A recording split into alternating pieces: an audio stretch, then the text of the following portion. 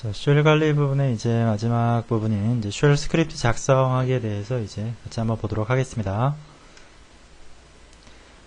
우선 이제 쉘 스크립트의 이해라고 되어 있는데요. 이제 쉘 스크립트라고 하는 것은 그게 이제 뭐 읽기, 쓰기, 디버깅으로 되어 있다라고 되어 있죠. 그래서 쉘 스크립트를 읽을 줄 아셔야겠고요. 잘 읽으실 줄 안다는 얘기는 내용을 안다는 얘기이기 때문에 그 내용을 뭐 쓰거나 디버깅 하시는 것이 순차적인 순서가 될 겁니다. 자, 그러시면 이 쉘 스크립트를 가장 먼저 이제 읽기, read를 먼저 하셔야 되는데, 이 읽기 위해서 여러분들이 아셔야 될 내용들이 있겠죠, 당연히. 그래서 그 쉘 스크립트의 핵심 요소 세 가지라고 되어 있는데요. 우선은 변수 설정에 대한 이해를 하셔야 된다라고 되어 있죠. 자, 여러분들이 이제 크게 변수 두 가지를 보셨죠. 환경 변수라고 하는 거하고 전역 변수죠. 환경 변수라고 하는 거하고 그다음에 이제 지역 변수라고 하는 게 있는데요. 당연히 여러분들이 이제 요 지역 변수겠죠. 변수명 이꼬르 변수값. 이건 콘쉘을 기본으로 하는 겁니다. 그래서 이퀄 사인 앞뒤로 공백이 없어야 되고요. 변수명 이꼬르 변수값. 요 값을 꼭 기억을 해 주셔야겠죠. 자, 그 다음에 이제 그 위치 인자에 대한 이해라고 되어 있는데요. 여기서 위치 인자에 대해서는 앞에서 NAWK, NOK에서 한번 보신 적이 있죠. 그래서 어떤 값들이 이렇게 필드가 나온다라고 했을 경우에 1의 위치다. 2의 위치, 3의 위치, 4의 위치, 5의 위치, 6의 위치인데 앞에 이렇게 달러가 붙었죠. 여기서 달러가 붙었다는 얘기는 그 첫 번째 위치의 값이 뭐냐라는 겁니다. 그래서 이렇게 달러 뭐 0부터 쭉 나오는데요. 이 쉘에서하고 에노크에서는 좀 차이가 나는 게 있는데 요 달러 제로입니다. 그래서 우리가 이 쉘을 보고 있기 때문에 이 쉘에서는 달러 제로가 스크립트의 이름입니다. 그래서 맨 처음에 나오는 스크립트의 이름이고 달러 원이 첫 번째 아규먼트다 라고 보시면 되겠죠. 그 다음에 이제 뭐 달러 샵이나 달러 뭐 골뱅이 달러 별 뭐 이런 것들이 있죠.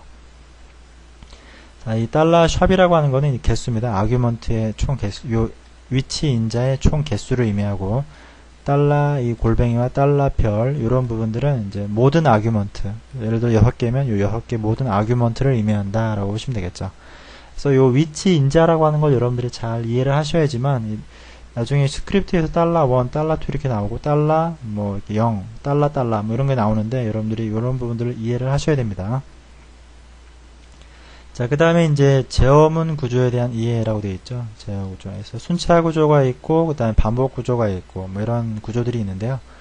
그래서 여러분들이 가장 많이 쓸 것은 아마 if, case, for, while 이 네 가지가 될 겁니다. 그래서 if 구문 뭐 조건문이죠. case도 그렇고요. for나 while은 이제 반복 구문이죠. 이 네 가지를 여러분들이 주로 많이 쓰게 될 거다라고 보시면 되겠습니다. 자, 그래서 이제 쉘 스크립트를 한번 마저 같이 한번 작성을 한번 해보겠습니다. 여기서. 자, 그러면 이 쉘 스크립트의 작성 요구사항이 있는데요. 이제 어떤 프로그램을 짤 거냐라고 하는 거죠. 어떤 프로그램을 짤 거냐. 그러면 이제 루트 파일 시스템의 사용률이 80%를 넘었을 경우에 관리자에게 경고 메시지를 뿌리고 경고 메일을 보낸다 라고 되어 있고요. 80%가 넘지 않을 경우에는 뭐 예를 들어서 30분 간격으로 체크한다 라고 되어 있죠.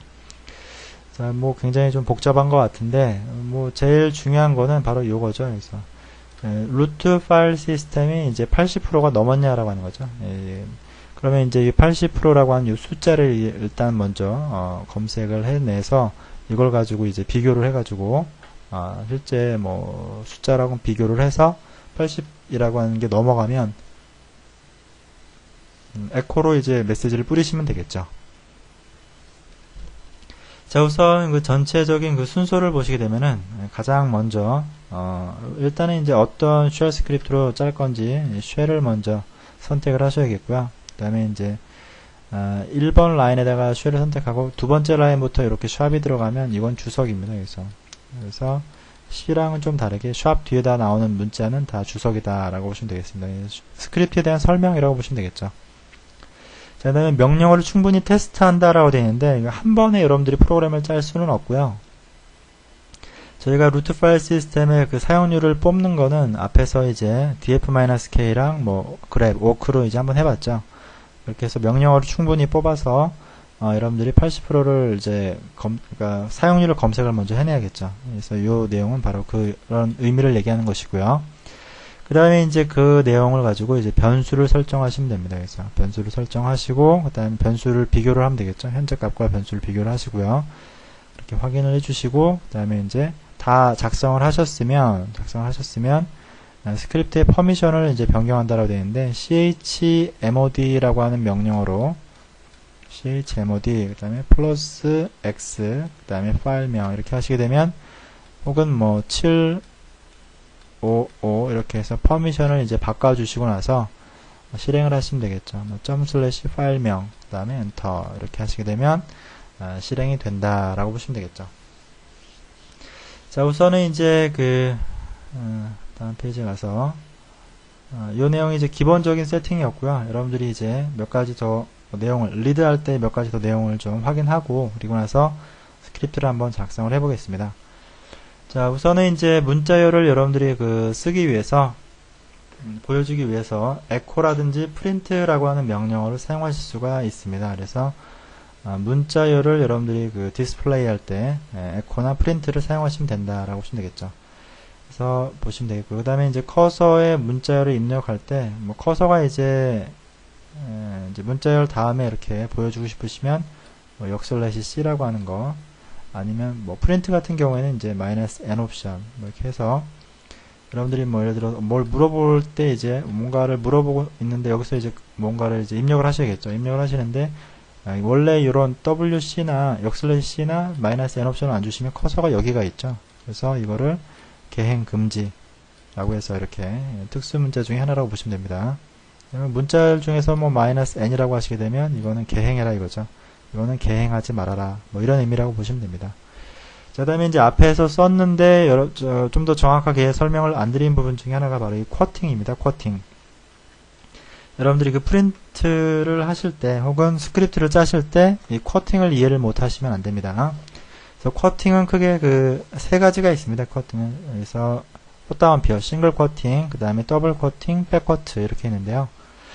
이 싱글 쿼트라고 하는 거는 이제 말 그대로 여기 안에 이제 특수 기호가 들어갈 수 있습니다. 여러분들 키보드에 보면 특수 자판 기호들이 있죠.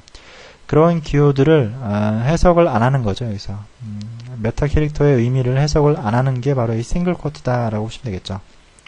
그 다음에 더블 쿼트라고 하는 거는 여기는 이제 일부는 해석하고 일부는 해석을 안 한다라고 되어 있는데요. 여기서 만약에 예를 들어서 달러 한 다음에 패스 이런 게 예를 들어 들어왔다.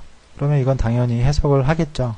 근데 이런 공백이라든지 이런 부분들은 해석을 안 해줍니다. 그래서 일부는 해석을 하고 일부는 해석을 안 한다라고 하는 의미가 바로 그런 의미라고 보시면 되겠고요. 또 그 안에다가 이렇게 백쿼트를 줄 수가 있습니다. 백쿼트는 여러분들 ES 키 바로 밑에 있는 키입니다. 이 백쿼트에다가 안에다가 명령어들을 집어넣어주면 그 명령어들의 결과를 명령어를 실행한다라고 보시면 됩니다. 좀 특이하죠. 그래서 더블 쿼트 안에다가 예를 들어서 백쿼트를 이렇게 쓰시면서 호스트 네임 이렇게 명령어를 써주고 백쿼트를 이렇게 걸어주시면 그러면 이 내용 중에 이 호스트 이름이 들어간다라고 보시면 되겠죠. 그래서 이 쿼팅 부분은 아주 중요한 부분 중에 하나라고 보시면 되겠고요. 자, 그 다음에 이제 역슬래시라고 하는 거는 이제 앞에서도 봤는데요. 역슬래시 다음 바로 뒤에 나오는 한 문자가 이제 예를 들어서 특수기호인데 그 특수기호의 문자의 의미를 없애준다. 그 다음에 나오는 것은 해당하지 않습니다. 바로 뒤에 나오는 특수기호만을 문자의 의미를 이스케이프 시켜준다 라고 보시면 되겠죠. 자, 그 다음에 스크립트의 디버깅이라고 되어 있는데요. 이 스크립트의 디버깅이라고 하는 거는 이제 일반 다른 언어, 컴파일 프로그램, C로 되어 있는 컴파일 프로그램보다는 굉장히 쉽습니다. 왜냐면은 이 쉘 스크립트라고 하는 것은 한 줄씩 해석을 해나가기 때문에 그 한 줄에 문제가 발생을 하면 바로 이제 실행이 안 돼버리죠. 거기서 끝나버립니다. 그리고 몇 번째 라인에서 에러가 나는지를 알려주기 때문에 여러분들은 이 디버깅이 굉장히 쉽다라고 보시면 되겠습니다. 하는 방법은 실행을 할 때 여기서 -x 옵션을 이렇게 주시면 됩니다. 이렇게 하게 되면 이제 바로 스크립트에서 어떤 부분이 문제가 있는지를 확인해 시켜주는데요. 자, 여기서는 이제 소스가 먼저 이렇게 나오고요. 플러스로 소스가 나오고, 그 다음에 여기에 결과값이 나옵니다. 이런 식으로. 소스가 나오고, 결과값이 나오고, 이런 식으로 해서 그 라인이 문제없이 돌아간다면 계속 실행이 될 거고요. 마지막에 종료가 될 때까지 이렇게 실행이 될 거다라고 보시면 됩니다. 이렇게 하기 싫으시면 스크립트 안에다가 예를 들어서 샵 느낌표 슬래시 빈 밑에 KSH라고 이렇게 있었죠. 여전히 이제 글씨 쓰기는 좀 어렵네요. 아래다가 set -x라고 이렇게 해주시면 이 안에 있는 내용, 스크립트 내용이 전부 다 디버깅이 된다라고 보시면 되겠습니다. 이렇게 하기가 번거로우시면 이렇게 ksh-x 다음에 스크립트명 하시게 되면 굳이 내용을 안 넣어주셔도 된다라고 보시면 되겠습니다. 자, 그럼 조건문을 하기 전에